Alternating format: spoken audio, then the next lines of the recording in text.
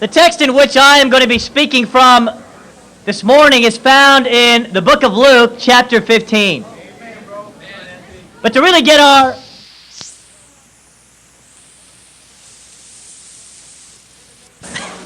Kevin Maines is saying thank you. Kevin has always appreciated my humor. Well, good morning, everyone. We are going to continue our study of the Old Testament. And I know you've been getting a lot out of the Old Testament scriptures and how God is real. The people in the Old Testament are real. They're not made up. They really existed. And we're going to be studying the book of Job today. I'm going to preach about getting a job. Actually, it's the book of Job. And the title of the lesson, if you've noticed in our month of March, is all entitled after basketball terms. Like last week, Josiah, follow the game plan. That's a basketball term for you sports fanatics out there. Today, we're going to be talking about Job, and it's simply entitled Full Court Press. Because we look at Job's life, and you can easily see he had a lot of pressure in his life. You have a lot of stress in your life, you have a lot of pressure in your life, then you will be able to relate to Job very, very well. And the book of Job, he was a real person. You can read it up in Ezekiel chapter 14 and in James chapter 5. He was referred to by other authors. He was a real person. I mean, what he actually went through was phenomenal, almost to the point of unbelievable, and yet Job was a real man. He existed. And the book of Job wrestles with one of the greatest problems that man faces today. And that's the area of suffering. Why would a loving and righteous God have so much suffering in a world that he rules in? And that's one of the greatest problems and greatest questions that people face even today. And the book of Job wrestles with that issue of suffering. And when people read the book of Job and we see what he goes through, and if we read it with that perspective, why? We start questioning God. Why, God, are you allowing so much suffering to go on in the world? Why is there so much harm? Why is there so much pain in the world that we live in? And if you approach the book of Job with that perspective, you're going to get bitter towards God. A more appropriate question in studying the book of Job is not so much asking the question, why do the righteous suffer? But the book of Job is a book that explains how the righteous people of God suffer. And through Job's example, we can prepare ourselves how we need to handle suffering in our life. That's the real theme of the book of Job. It's not so much why do people suffer. Suffer is very real today. We have to learn how to deal with suffering in our lives. The real question and the real theme in the book of Job is, how should we handle suffering in our life? And that's what we learn from Job. And when we look at Job's life and we see the incredible things that he had to go through and he had to endure and understand how he handled it, we can in turn live victoriously as our Christian lives when trials and challenges come our way. And through Job's suffering, through his example, we in turn can gain the valuable lessons we need in order to handle suffering in our own lives. Let's start reading in Job chapter 1. We're going to read a lot of scriptures from the book of Job today. Verse 1, chapter 1. In the land of Uz, there lived a man whose name was Job. This man was blameless and upright. He feared God and shunned evil.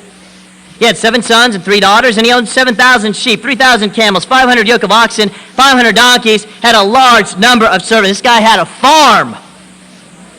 He was the greatest man among all the people of the East. I mean, God saw him blameless, upright. He was the greatest of all the people of the East. His sons used to take turns holding feasts in their homes. They would invite their 3 sisters to eat and drink with them. When a period of feasting had run its course, Job would send and have them purified. Early in the morning, he would sacrifice a burnt offering for each of them, thinking, perhaps my children have sinned and cursed God in their hearts. This was Job's regular custom. What an incredible man. He was upright, blameless in God's sight. God even looked at him. One of the greatest people in all the East. He had a family. He had a great family. He was devout to the Lord. The Bible even says after they had eaten together, Job would actually offer purification rites because by chance his children may have sinned, so he just wants to cover all bases. Pretty incredible father. Let's look what happens. And here we find in the book of Job, I really believe there are three major encounters Job has.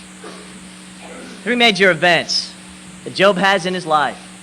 The first encounter we're going to look at is Job and Satan. Look what happens in verse 6.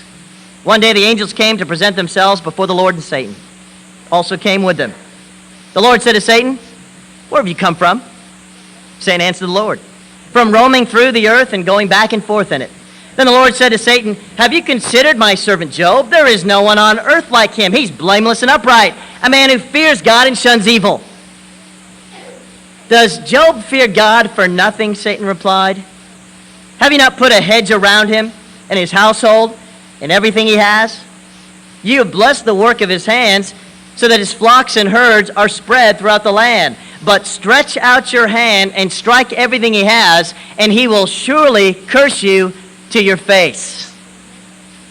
The Lord said to Satan, very well then, everything he has is in your hands.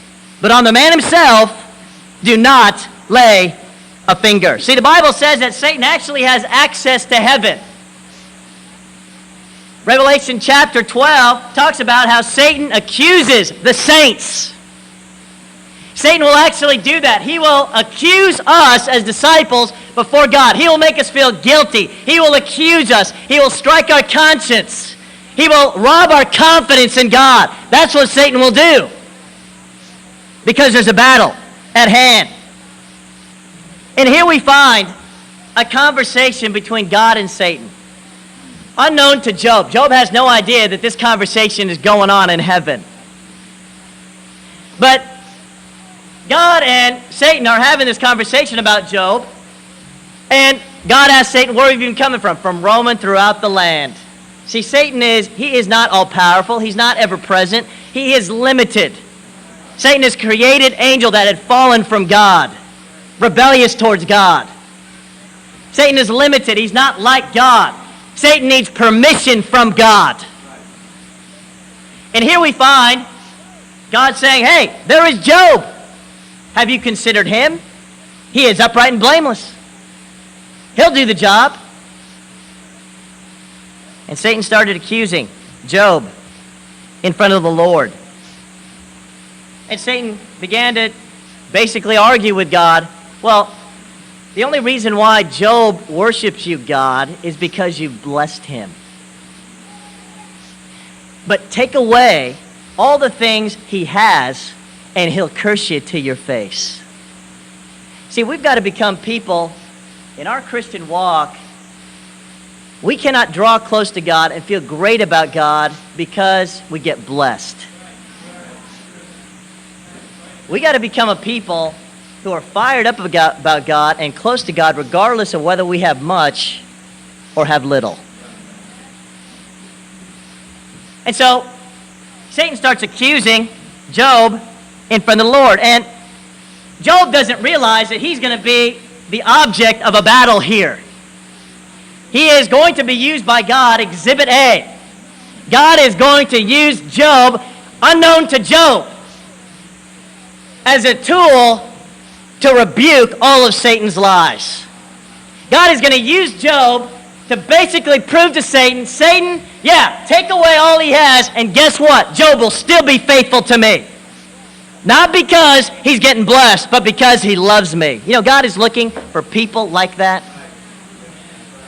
And our faith will be tested whether we have much or whether we have plenty. Your faith is what's on trial. And so what we find, reading in verse 13, we find what happens to Job. One day when Job's sons and daughters were feasting and drinking wine at the oldest brother's house, a messenger came to Job and said, the oxen were plowing, and the donkeys were grazing nearby, and the Sabeans attacked and carried them off. They put the servants to the sword. And I'm the only one who escaped to tell you. While he was still speaking, another messenger came and said, the fire of God fell from the sky and burned up the sheep and the servants. I'm the only one who's escaped to tell you. While he was still speaking, another messenger came and said, the Chaldeans formed 3 raiding parties and swept down on your camels and carried them off. They put the servants to the sword, and I'm the only one who's escaped to tell you. What a day Job is having right here. While he was still speaking, yet another messenger came and said, your sons and daughters were feasting and drinking wine at the oldest brother's house, when suddenly a mighty wind swept in from the desert, struck the 4 corners of the house, it collapsed on them, and they are dead. And I'm the only one who's escaped to tell you. At this, Job got up, tore his robe, and shaved his head. Then he fell to the ground in worship and said, naked I came from my mother's womb, and naked I will depart. The Lord gave, and the Lord is taken away. May the name of the Lord be praised. In all this, Job did not sin by charging God with wrongdoing. What an incredible man. Flat out, his donkeys get toasted, his camels get wasted,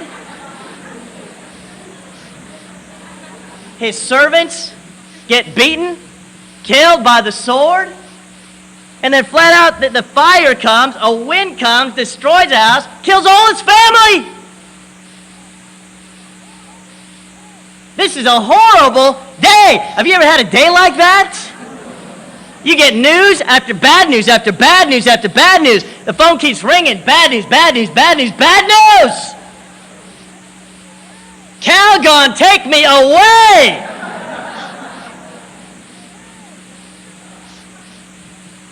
And the Bible says, Job bowed down and praised God. He has a different level of faith that we all need. Because so often, we panic when one piece of bad news comes into our life. We struggle. We struggle. Oh, I'm struggling as a Christian when bad news comes into our life. When things pop up. Oh, I'm not doing well spiritually, bro. A little bit panicking. It's not going as smoothly as I want it to be. Look what happens to Job. On another day, the angels came to present themselves before the Lord, and Satan also came with them to present himself before him. And the Lord said to Satan, where have you come from? Satan answered the Lord, from roaming through the earth and going back and forth in it. Then the Lord said to Satan, have you considered my servant Job? There's no one on earth like him. He's blameless and upright, a man who fears God and shuns evil, and he still maintains his integrity. Though you incited me against him to ruin him without any reason. See, God is just showing Satan, choose him. Go ahead. He will show you how wrong you are, Satan. You know, I really believe God is using us and as an exhibit. I believe God is using you. There may have been a conversation about you in heaven. And God may have said to Satan, hey, have you considered Kyungwon An? He's got a brother that just looks like him too, but hey, have you considered him? Upright, blameless. You considered Rick Meckinson? Yeah, he just got married, but he's upright and blameless. There may have been a conversation in heaven just for you. For you to be used as Exhibit A, as a tool to prove to the devil that he's wrong, that he won't get you, that you won't fall, that you'll be faithful to the very end. Look what Satan does now. Verse 4. Skin for skin, Satan replied. A man will give all he has for his own life, but stretch out your hand and strike his flesh and bones, and he will surely curse you to your face. The Lord said to Satan, very well then, he's in your hands, but you must spare his life. So Satan went out from the presence of the Lord and afflicted Job with painful sores, from the soles of his feet to the top of his head. Then Job took a piece of broken pottery and scraped himself with it that he sat among the ashes. His wife said to him, "Are you still holding on to your integrity? Curse God and die." What a great marriage they had.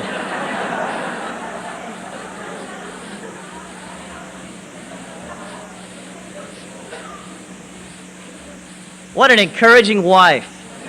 They need to go to a marriage retreat. She needs to study the Bible, become a Christian. He replied, "You're talking like a foolish woman. Shall we accept good from God and not trouble?" In all this, Job did not sin in what he said. Oh. First, Satan goes after his possessions. Then, he goes after his body. And Satan uses the argument to God, "Okay, God, let me just afflict some pain to him. Let me play with his physical body here. Then let's see how faithful he's going to be." You know, brothers and sisters, we've got to realize there's a war in our lives. There's a war as a Christian.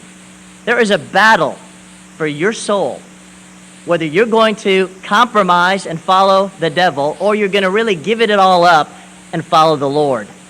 There's a battle for our lives. There's a battle for who we are. And what Satan does, and he's the first form of suffering, Satan causes suffering. We've got to realize that. Satan will go after things in our life to get us to fall, to get us to give up our faith, to get us so discouraged that we'll get embittered towards God. He will go after your finances. He'll go after you, brother, sister, and get you to be faithless. To question, "God, why aren't you blessing me? I'm a Christian now." Well, quite honestly, before you're a Christian, you had a lot of derelictal financial sins. And the sin has caught up to you. And now as a Christian, you got to deal with it. It's not God's fault. God doesn't use credit cards. It's not his fault. Satan will attack your finances. Satan will attack your family. He used Job's wife. Here's Job, upright man. He's leading his family as best as he can. They have a great life. They're prosperous. But while Job is getting close to the Lord, his wife becomes super worldly. Hardships come.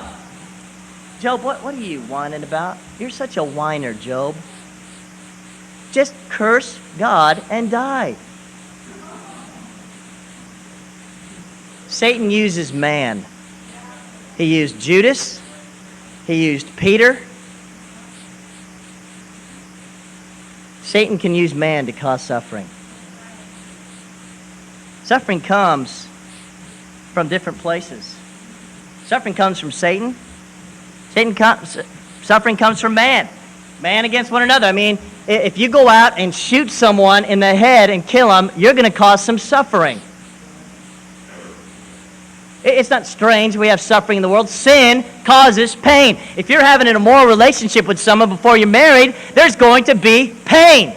There's going to be mistrust. There's going to be a lack of wholesomeness and truth. There are going to be ramifications. If you hate someone, there are going to be ramifications. You cause suffering because of your own sin. Marriages today, when marriages don't go well, there's suffering. There's a lack of unity. There's a lack of purpose. See, and Satan went after Job in incredible ways. And we see that even God allows suffering to occur.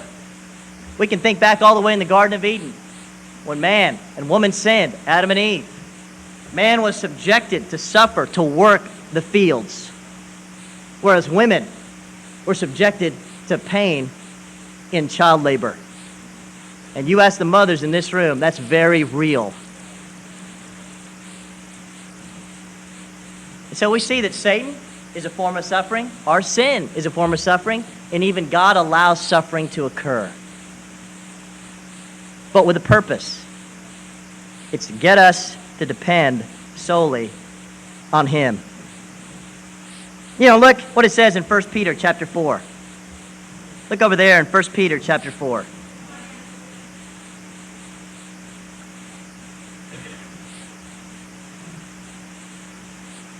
Verse 12. Dear friends, don't be surprised at the painful trial you're suffering, as though something strange were happening to you. But rejoice that you participate in the sufferings of Christ, so that you may be overjoyed when His glory is revealed. If you are insulted because of the name of Christ, you are blessed, for the Spirit of glory and of God rests on you. If you suffer, it should not be as a murderer or a thief or any other kind of criminal, or even as a meddler. However, if you suffer as a Christian, do not be ashamed, but praise God that you bear that name. The Bible says, don't be surprised. Don't be surprised that in your Christian life you're going to have hardships and challenges. And a lot of Christians think when they come into the kingdom, well, everything's going to be peachy keen. Everything's just going to be hunky-dory. Everything's just going to be smooth. Now I'm a Christian. The Lord's on my side. Watch out, world. And we get this attitude, okay, I'm going to have a problem-free life now.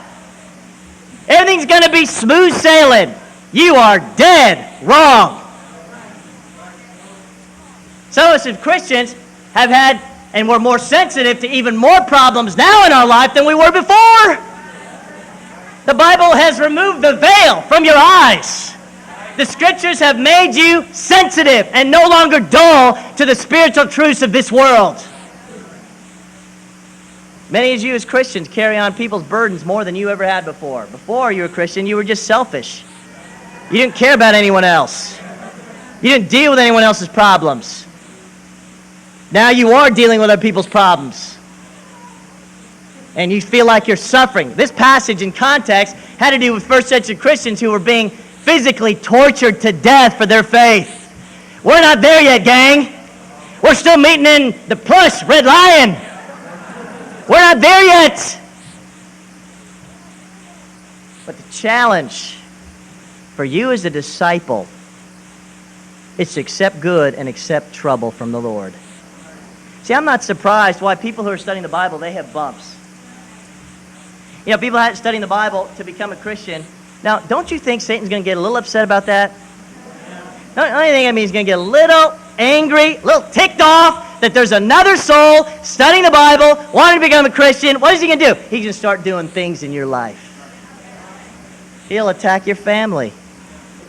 He'll use your family to get you to not make a decision.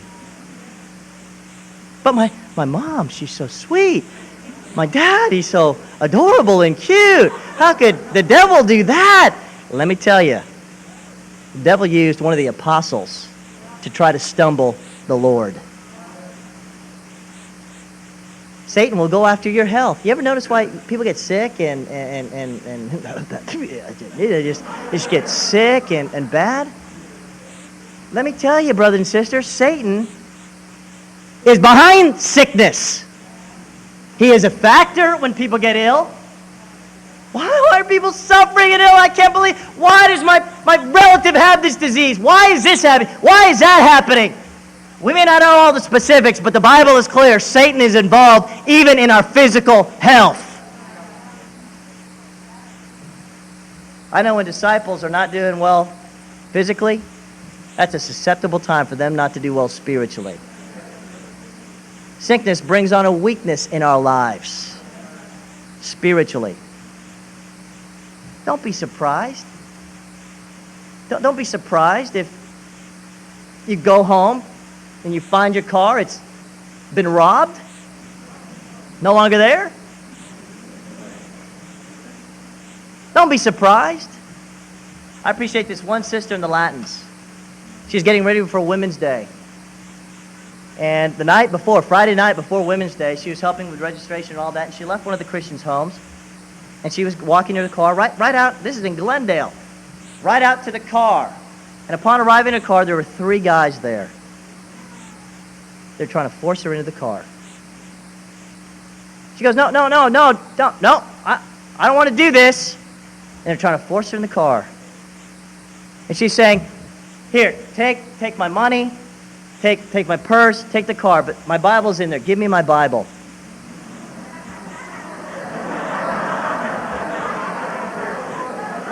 And she goes, and they gave her Bible.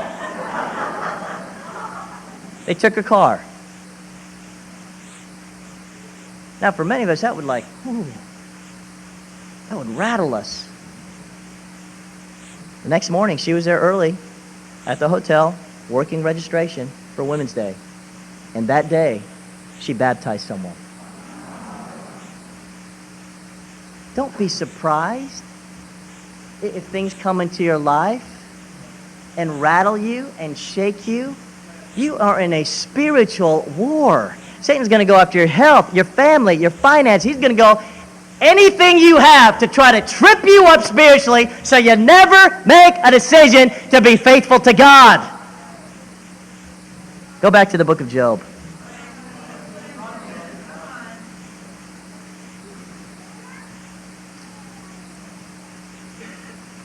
Let's look at another time in Job's life.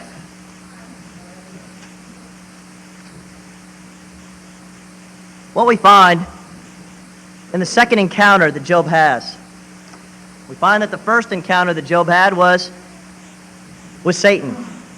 His next encounter that he has is with his friends.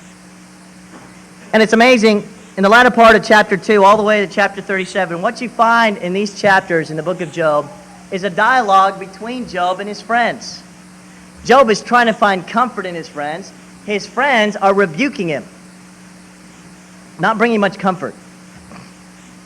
Job honestly feels like there is no secret sins in his life where God would curse him or punish him for who he is.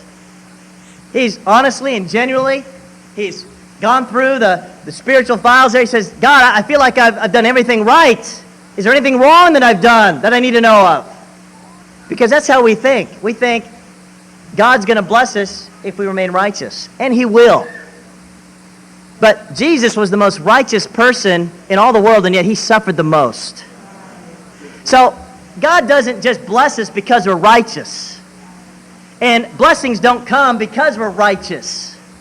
Sufferings don't come because we're sinful. Sin is not the only thing that causes suffering. You got to remember that. Satan is involved in causing suffering in your life. Now, if there's sin that's in your life that you're not dealing with and you continue to do, then you're going to suffer. But sin is not the only thing that causes suffering in your life. Are you with me here? Satan is involved in suffering.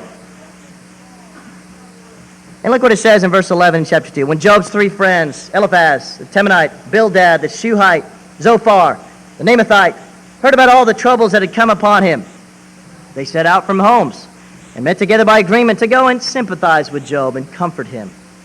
When they saw him from a distance, they could hardly recognize him. They began to weep aloud, and they tore their robes and sprinkled dust on their heads. Then they sat on the ground with him for 7 days and 7 nights. No one said a word to him because they saw how great his suffering was.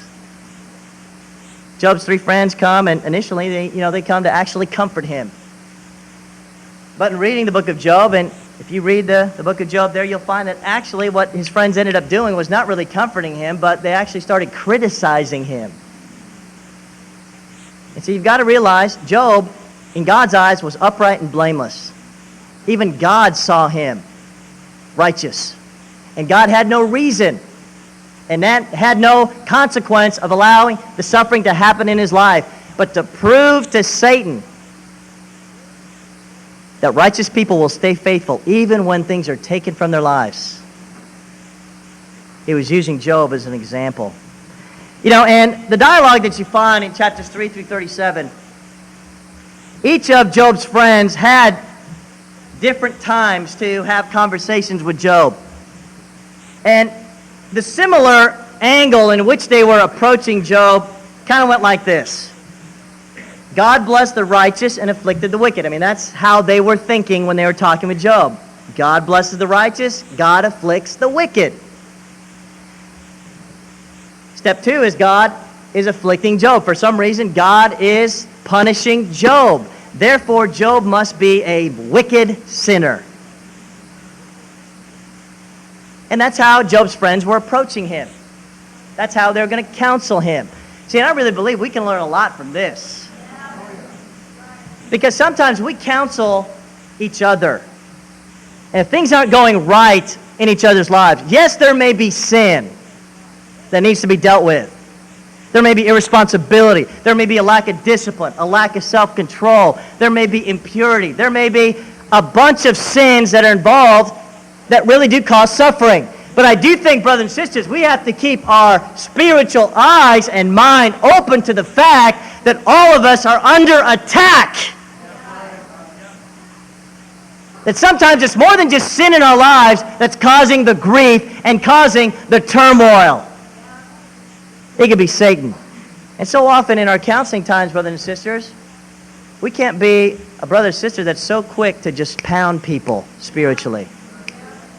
Now, some people need that because they don't listen. Some people are rebellious. They don't take advice. They don't listen. You need a nail driven in the head. Got to get it through your skull. Not just soft tissue stuff's not going to work. You need a harder head than yours to break through. You're not going to need some pillow, some airbag. You need someone with deeper conviction than you so you can get the message across.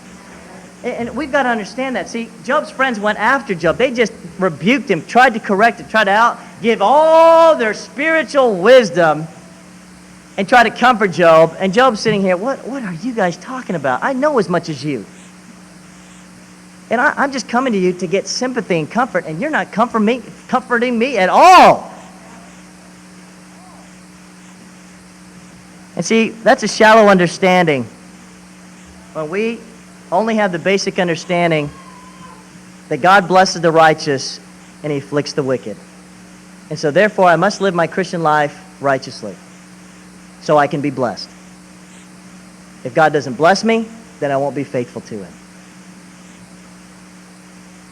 We think like that sometimes. That is a very shallow understanding of God. It is a very superficial, it's a very selfish attitude towards God. We want all the blessings, but we don't want the hardships. Jesus was the sinless, most sinless man, and yet He suffered the most. And the Bible says through His suffering, He became complete. See, in order for you to be used by God, you have to go through suffering. You have to be worked in. If you don't go through any types of fires of baptism, fires of trials, fires of challenges in your life, you're never going to be used. It's like a softball glove. A used softball glove, to me, is of less value than one that's worked in. Because a glove that's worked in is a lot easier to use. See, and some of us, we're scared of suffering. We're scared of pushing ourselves spiritually. We want the comfort zone. We want to find the area that will just make my life comfortable. Everything, all my ducks are in place. I mean, we're just quack, quack, quack, quack, quack. We're just all there. Duck hunting season's off limits now. We're just gonna, it's all mine. What a perfect life I've got. Comfort. Jesus wasn't comfortable. He pushed Himself. Look at Job, because you know what? Job legitimately went through times of questioning God. You know, we see in the first 2 chapters, Job was an amazing man. I mean, he withstood some pretty heavy-duty challenges that came into his life. And in all this, the Bible says Job did not curse God. Job did not get embittered to God. But you know, as time went on, you see the emotional and spiritual struggle Job had. And I believe we go through the same things when hardships come into our life. Look at some of these examples. Look in chapter 3. Look in verse 1. Job finally started breaking down. After this, Job opened his mouth and cursed the day of his birth. He said, may the day of my birth perish, and the night it was said, a boy is born. That day may it turn to darkness. May God above not care about it. May no light shine upon it. May darkness and deep shadow claim it at once more. May a loud cloud settle over it. May blackness overwhelm its light. That night may thick darkness seize it. May not be included among the days of the year, nor be entered in any of the months. May that night be barren. May no shout of joy be heard in it. May those who curse days curse that day. Those who are ready rouse Leviathan. May its morning stars become dark. May it wait for daylight in vain, and not see the first rays of dawn. For it did not shut the doors of the womb on me to hide trouble from my eyes. Why did I not perish at birth and die as I came from the womb? I mean, Job is hurting here spiritually. He's beginning to get worn down from the sufferings. And he actually curses the day he was born. Not God. He was cursing the fact that he had to go through all this. See, we question God when things aren't going our way. Be honest, you question God. You question God all the way to someone not coming to church with you. Why didn't you bless me, God? That's shallow. We have to have a mature faith, a greater faith, and a greater understanding of God. Look at verse 20. Why is light given to those in misery, and life to the bitter of the soul, to those who long for death that does not come, who search for it more than for hidden treasure, who are filled with gladness and rejoice when they reach the grave? Why is life given to a man whose way is hidden, whom God has hedged in?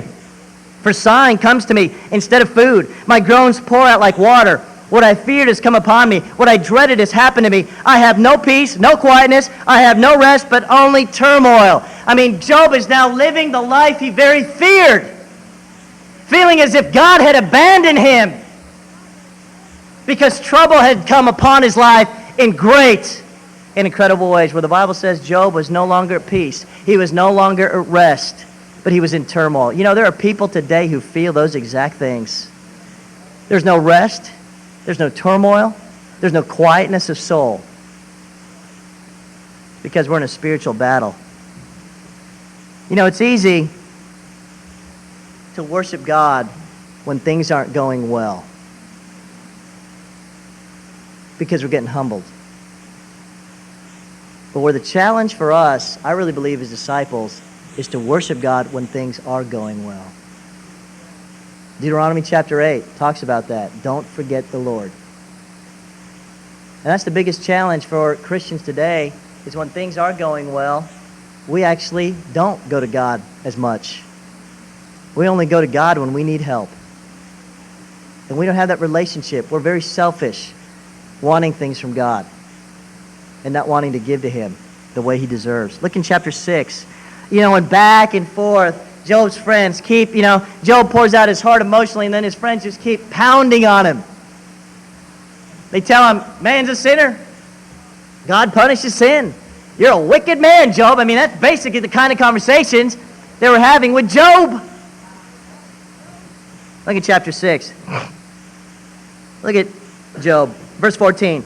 A despairing man should have the devotion of his friends, even though he forsakes the fear of the Almighty. But my brothers are as undependable as intermittent streams, as the streams that overflow, when darkened by thawing ice and swollen with melting snow, but that cease to flow in the dry season, and in the heat vanish from their channels. I mean, Job is basically explaining to his friends, guys, a despairing man needs some comfort, needs some devotion from his friends. But you know what, guys? You become as undependable as dried up creeks.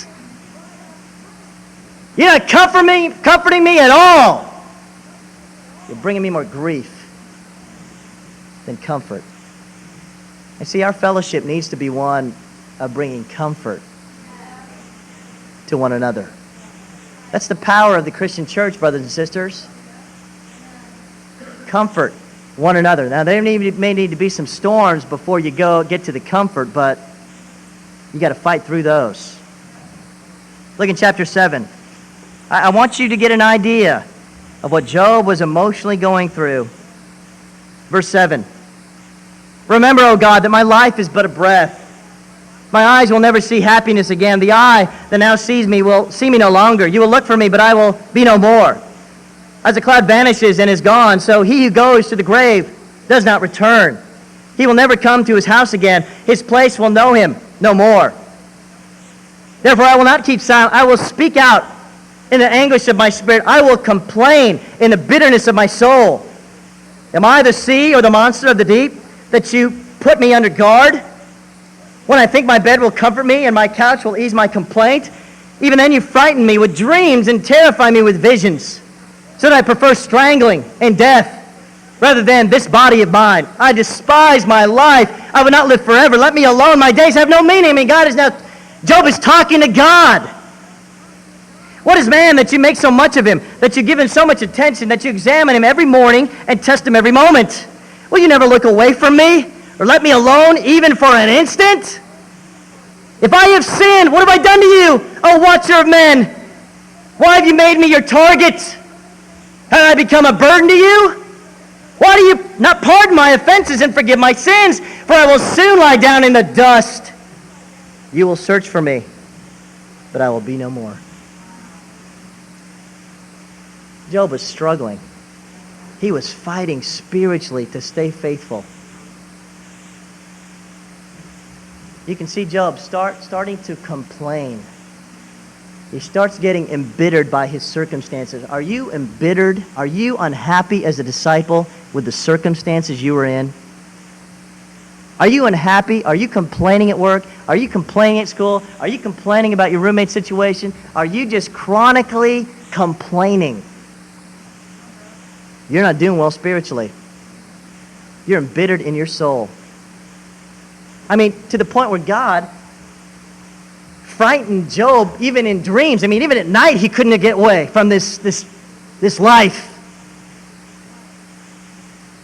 Job wanted God just to leave him alone. He just started questioning God. Why have you done this to me? Why haven't you forgiven my sins? Am I a burden to you now, God? Am I making you unhappy? Am I not pleasing you? Search me. Tell me what I need. We ask the same questions. Job wanted to die. You know, it's not that uncommon that Christians want to die when challenges get too tough. Moses wanted to die. Elijah wanted to die. We see these. Jonah wanted to die.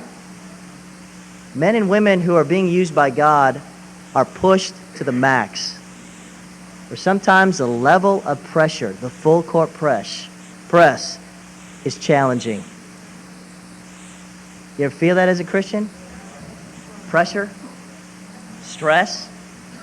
Turmoil? Well, it's good to know you're in the battle. It's good to know you're on the court and not just watching in the stands. Feel great about you're in the court. Feel great that you're even on the team. Chapter 9, look at a little bit more of Job's struggles. You guys getting something out of this?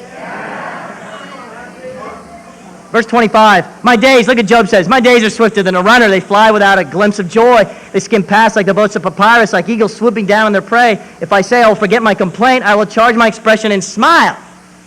See, Job is saying, okay, do I just need to forget all my troubles and come to fellowship and smile?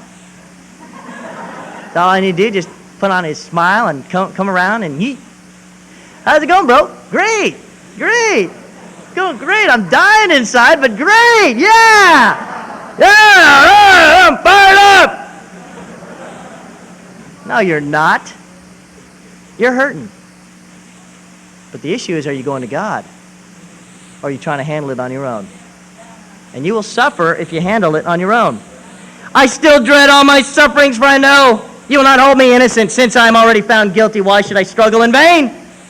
If I have washed myself with soap and my hands with washing soda, you would plunge me into a slime pit, so that even my clothes would detest me.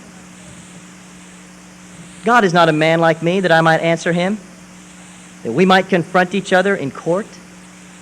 If only there were someone to arbitrate between us, to lay his hand upon us both. Amen for Jesus Christ. Someone to remove God's rod from me, so that his terror would frighten me no more. Then I would speak up without fear. But as it now stands, with me I cannot. I mean, Job is now I could make fine speeches against you and shake my head at you. But my mouth would encourage you. Comfort from my lips would bring you relief. Yet if I speak, my pain is not relieved, and if I refrain, it does not go away. Surely, O God, you have worn me out. You have devastated my entire household. Verse 15. I have sewed sackcloth over my skin and buried my brow in the dust. My face is red with weeping. Deep shadows ring my eyes. I mean, Job had these dark circles under his eyes because of all his crying.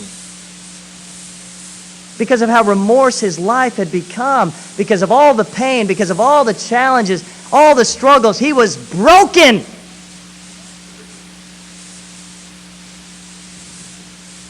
Chapter 17, verse 1. My spirit is broken. My days are cut short. The grave awaits me. Surely mockers surround me. My eyes must dwell on their hostility. Verse 6. God has made me a byword to everyone. A man whose face people spit. My eyes have grown dim with grief. My whole frame is but a shadow. You know, it would have been a totally different story if Job knew about the conversation that God and Satan had. Then he wouldn't have had to doubt. He wouldn't have had to question, because it's all taken care of. But you know what? Because he didn't know about that conversation, he had to go through trials and go through temptations by faith.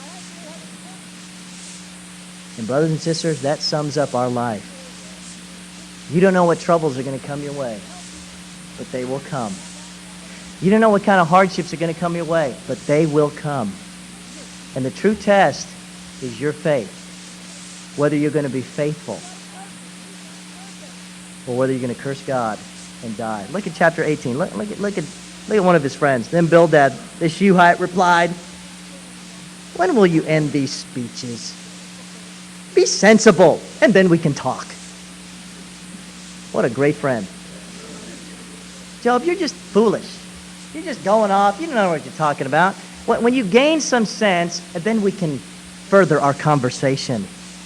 Typical response of one of Job's friends. Look over in 1 Peter chapter 1.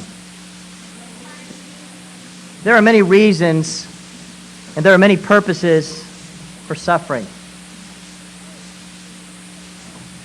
But 1 Peter 1 sums it up very well.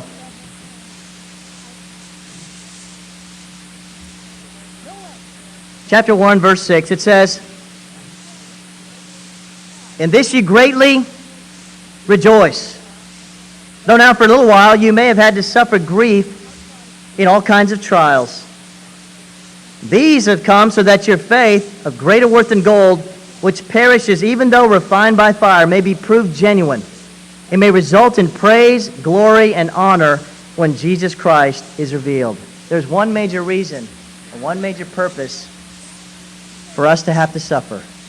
It's so that our faith may be refined. It's so that you will depend on God that much more in your Christian life on this earth. That God is refining you. God is shaping you. God is spurring you on. God is with you, even through the trials and the temptations. God will want to help you see it through. But He knows by the end of it all, you are going to have a greater character. You're going to be tougher as a spiritual person. You will be more resilient to falling away from the Lord's blessings. Because you have experienced challenges and you've overcome. That's why as Christians, brothers and sisters, when challenges face you, you've got to tackle it with the Lord. When things come in your way, responsibilities, don't back off from them. Go for them. Because it's going to test your faith. It's going to test who you really are. Let's go to chapter 38 in the book of Job.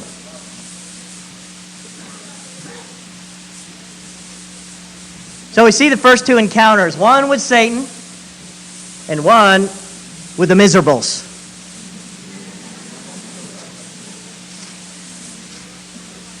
You know, read the book of Job on your own. It's an incredible book. There are a lot of lessons to be learned. The last encounter that Job has is with God. God steps on the scene. After all this dialogue, after all this talk, God's had enough. And he speaks.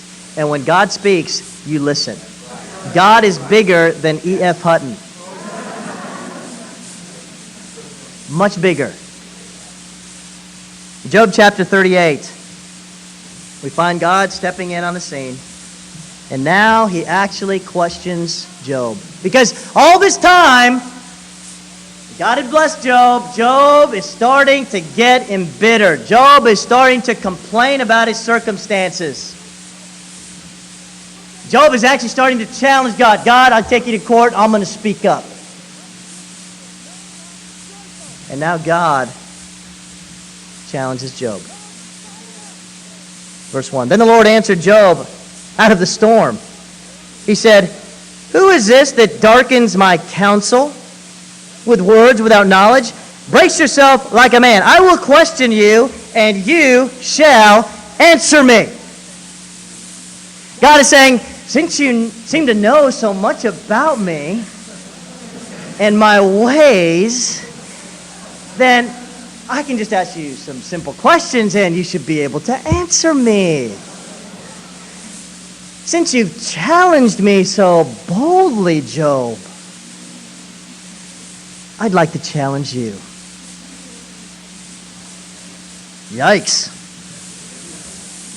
And then God just goes into his speech. When God says a sermon, you just sit down. We just need to lie down. Some of us prostrate, flat on the ground. And we just listen with our ears. And God just goes into his discourse here and asks Job very simple questions. He starts going in, verses 4 through 21, he starts going into creation. He goes, Job, where were you when I laid the earth's foundation? Tell me if you understand. Who marked off its dimensions? Surely you know, Job. What stretched a measuring line across it? On what were its footings set, or what laid its cornerstone, while the morning stars sang together and all the angels shouted for joy? Who shut up the sea behind doors when it burst forth from the womb? When I made the clouds its garment and wrapped it in thick darkness? When I fixed limits for it and set its doors and bars in place? When I said, this far you may come and no farther, here is where your proud waves halt? Have you ever given orders to the morning, Job? Or shown the dawn its places? That it might take the earth by its edges and shake the wicked out of it? The earth takes shape like clay under a seal. Its features stand out like those of a garment. The wicked are denied their light, and their upraised arm is broken. Have you journeyed to the springs of the sea, or walked in the recesses of the deep? Have the gates of death been shown to you, Job? Have you seen the gates of the shadow of death? Have you comprehended the vast expanses of the earth? Tell me if you know this! What's the way to the abode of light? Where does darkness reside? Can you take them to their places? Do you know the paths to their dwellings? Surely you know, for you were already born. You've lived so many years, Job. You're so experienced. You're so awesome. You're my gift to the earth. Then God starts going into inanimate nature. Verse 22, have you entered the storehouses of the snow? Or seen the storehouses of the hail, which I reserve for times of trouble, for days of war and battle? What is the way to the place where the lightning is dispersed, to the place where the east winds are scattered over the earth? Who cuts a channel for the torrents of rain and a path for the thunderstorm, to water a land where no man lives, a desert with no one in it, to satisfy a desolate wasteland and make it sprout with grass? Does the rain have a father? Who fathers the drops of dew? From whose womb comes the ice? Who gives birth to the frost from the heavens? when the waters become hard as stone, when the surface of the deep is frozen. Verse 32, can you bring forth the constellation in their seasons? Or lead out the bear with its cubs? Do you know the laws of the heavens? Can you set up God's dominion over the earth? Can you raise your voice to the clouds and cover yourself with a flood of water? Do you send the lightning bolts on their way? Do they report to you? Here we are!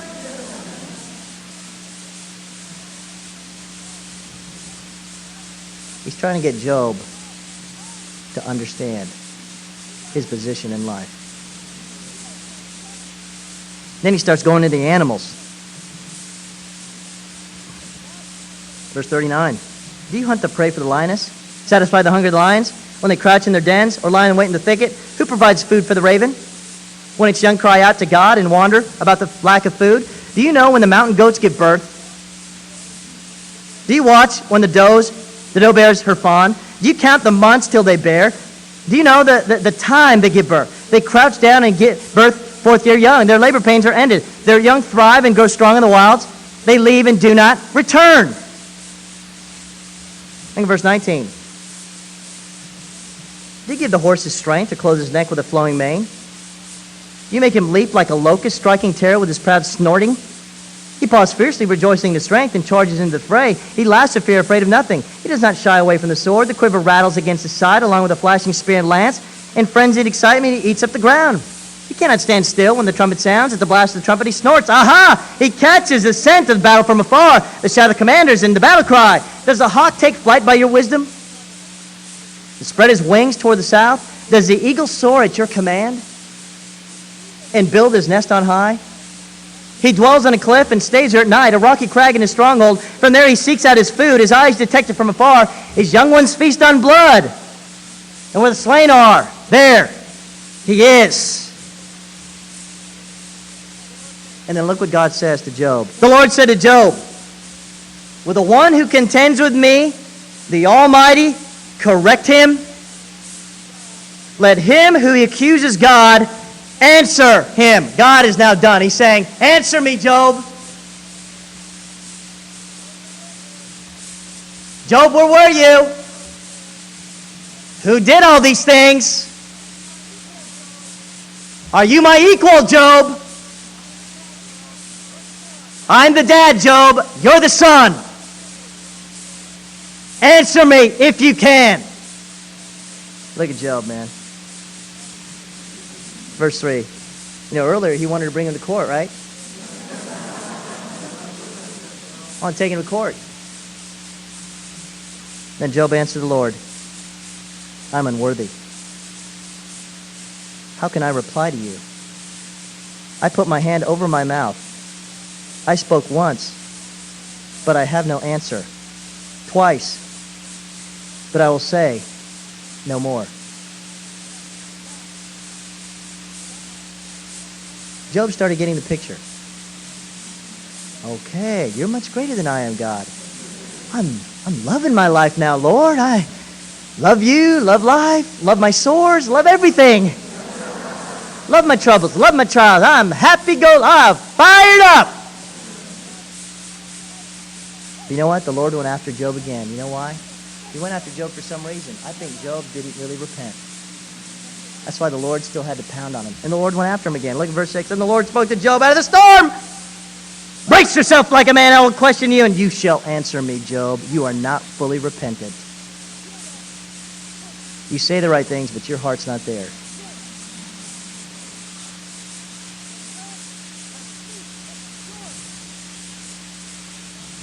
Would you discredit my justice? Would you condemn me to justify yourself? Do you have an arm like God's? And can your voice thunder like this? Then adorn yourself with glory and splendor and clothe yourself in honor and majesty. Unleash the fury of your wrath. Look at every proud man and bring him low. Look at every proud man and humble him. Crush the wicked where they stand. Bury them all in dust together. Shroud their faces in the grave. Then I myself will admit to you that your own right hand can save you. God is now going after Job's justice. He's questioning Job. Job, are you equal? Can you justify all the peoples of the earth? If you can, then you lower the proud. You do that. You do that to man. You become sovereign over man.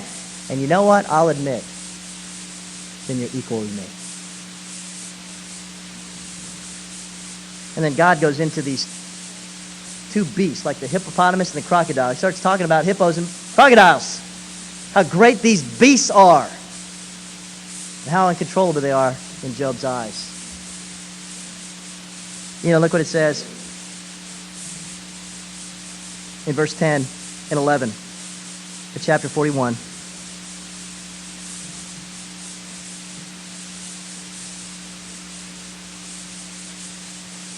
Actually, let's read all the way, starting in chapter 42. We begin to see how Job reacts to God. After God is done with his discourse, after God is finished humbling Job. Chapter 42, verse 1. Then Job replied to the Lord, I know that you can do all things. No plan of yours can be thwarted. You asked, who is that? Who is this that obscures my counsel without knowledge? Surely I spoke of things I didn't understand, things too wonderful for me to know. You said, listen now and I will speak. I will question you, and you will answer me. My ears had heard of you, but now my eyes have seen you. Therefore I despise myself and repent in dust and ashes. Job finally broke down, and he surrendered to God. You know, so often we struggle and we are challenged and we fight because that's exactly what we're doing. We're fighting God. And we don't finally surrender our lives to Him. And we try to do it our way. We don't listen to advice. We don't become great disciples. We resist and we fight and we rebel, and that's where you're going to bring on suffering. Even becoming a Christian, that's what it takes. It takes surrendering your life into God's hands.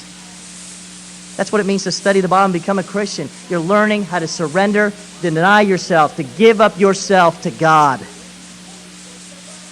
and be used by God.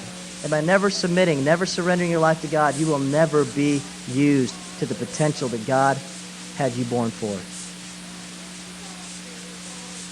God finally humbled Job. And now that Job is humbled, he can now be exalted. I love this. Look in verse 7. We'll finish out here in the book of Job.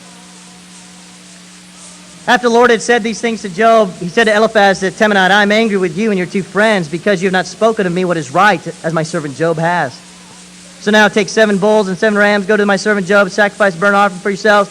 My servant Job will pray for you, and I will accept his prayer and not deal with you according to your folly.